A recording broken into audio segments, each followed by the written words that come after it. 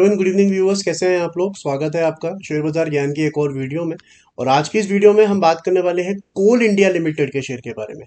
350 के अबव अब ये शेयर 350 3.65 रुक नहीं रहा है एंड आई थिंक रुकेगा भी नहीं। It is given another breakout 2016 के बाद फर्स्ट टाइम जो है कोल इंडिया इज अबव 350। 350 रुपये के करीब का हाई लगाया था 2016 में, तो 7 साल के बाद का ब्रेकआउट है जो हमारे को यहाँ दिखने को मिल रहा है। और यहाँ से अब इसकी रोड जो है 400 के लिए खुल चुकी है और मुझे लगता नहीं इसके अंदर कोई खास रेजिस्टेंस है 400 से पहले। तो ऐसा मैं क्यों कह रहा हूँ, हम लोग चार्ट्स के बारे में डिस्कशन करेंगे। अगर आप लोग चैनल पे नए हो तो आप चैनल को प्लीज सब्सक्राइब कीजिए। वैल्यूएशन की भी हम डिस्कशन इस वीडियो में करेंगे।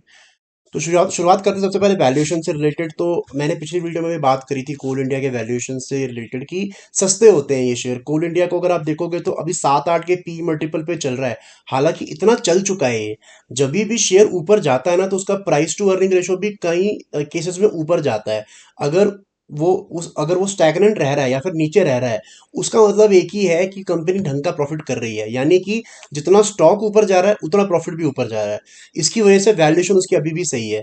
क्योंकि अगर आप पिछले 10 सालों का कोल इंडिया का वैल्यूएशन देखोगे तो आपको 11 11.5 का पी मल्टीपल यहाँ नजर आएगा। जो मीडियन पी लिखा हुआ है 11.3 का आपको नजर आएगा कोल इंडिया के शेयर के अंदर में, राइट। और ये ऊपर इसीलिए नहीं जा रहा बिकॉज अगर आप कोल इंडिया का पूरा यहाँ से मोमेंटम देखोगे, जो ये 200 220 रुपए से अभी 350 गया है, जैसा मैंने आपको बताया कि प्रॉफिट भी इसका वैसे ही ऊपर जा रहा है।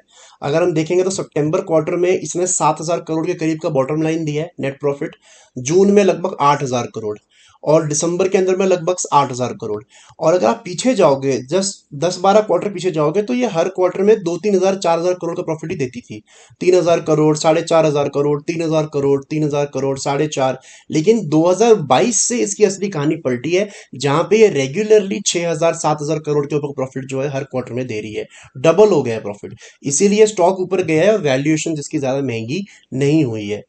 एक और अच्छी चीज कोल इंडिया के अंदर में ये है कि डिविडेंड यील्ड, अभी भी इसकी डिविडेंड यील्ड जो है वो 0.75% की है।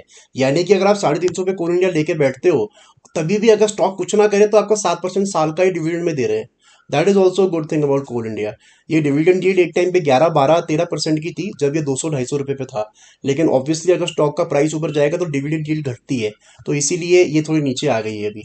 बात करेंगे बाकी इसके चार्ट्स के बारे में। तो जैसा मैंने आपको बताया कि अगर आप इसका बड़ा चार्ट निकाल के वीकली चार्ट को बड़ा करेंगे तो you will see that after 2016 this is the first time it has crossed 350। ठीक है, तो ये 7 साल का ब्रेकआउट तो है ही है, दैट इज वन थिंग। अब इसके अंदर में मेरे को कोई खास जो है रेजिस्टेंस नजर नहीं आता। अगर हम यहाँ बड़ा करके देखेंगे ना 2014 से 16 का chart, so there is no real resistance between 350 and 400। ऊपर की तरफ में इसके अंदर मल्टीपल रेजिस्टेंसेस आएंगे वंस इट क्रॉसेस 400। 420 का रेजिस्टेंस है, 440 का रेजिस्टेंस है, लेकिन 400, ये 400 का लेवल आ गया और ये आ गया आपका लगभग 330 का level. There is no real resistance between these levels. ये आराम से मुझे लगता है कि ये अगर मार्केट करेक्ट नहीं हुई या फिर कोई बहुत बुरी खबर नहीं आई तो मुझे लगता नहीं कि 400 से पहले ये रुकने वाला है। तो आपको इसके अंदर में क्या करना है, that is the main question, कि अगर ये 400 रुपये से पहले रुक जाता है फॉर एनी रीजन तो आपका इसके अंदर में प्लान बी क्या होना चाहिए। So if I am a investor in Coal India तो मेरा नजर जो है वो होगी अराउंड द लेवल्स ऑफ 300। मेरे को 300 रुपये के नीचे का कोल इंडिया नहीं देखना है। अगर 350 पे चल रहा है, यहाँ से 10% गिरे, 12% गिरे, तभी भी 310 रुपये तक आता है, I am comfortable with that. Because मेरे को चार्ट्स पे ये समझ में आ रहा है कि 300 रुपये पे खड़ा है इसका बहुत strong support, very strong support. 280 और 300 इसके रॉक बॉटम सपोर्ट्स हैं।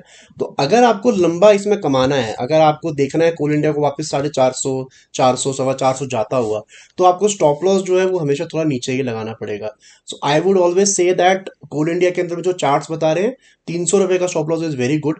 300 से नीचे जाए तभी इसके अंदर में जो रैली है वो ओवर होगी, वरना जो इसके अंदर में मूव शुरू हुआ है कोल इंडिया में from the levels of 220, specially 220 से जो इसका लेवल स्टार्ट हुआ है वो अभी भी कंटिन्यू है।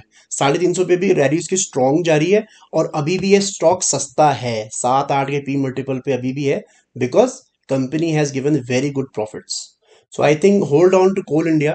350 पे भी महंगा नहीं है। नए निवेश के लिए आप कर सकते हो, बट आपको निकलना भी पड़ेगा अगर 300 टूटा तो। 350 पे निवेश नहीं करना चाहिए लेवल्स के ऊपर में, बिकॉज सस्ता होने के बावजूद हमारे को एक बात जो समझ में आती है कोल इंडिया को देख के, कि पहले भी 350 से ही नीचे फिसला है, 350 400 से नीचे ये आया है, और कई सालों तक हमारे को वो लेवल्स देखने को नहीं मिले।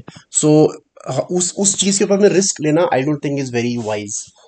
तो दोस्तों ये था मेरा आज का video on Coal India. I hope आपको लॉजिकल लेवल्स जो हैं और वैल्यूएशंस जो हैं खास तौर पे वो समझ में आ गई। कोई सवाल है आपका तो आप कमेंट सेक्शन में ज़रूर डालें। मैं मिलूंगा आपसे अपनी अगली वीडियो में, तब तक आप अपना ख्याल रखें। All the best guys.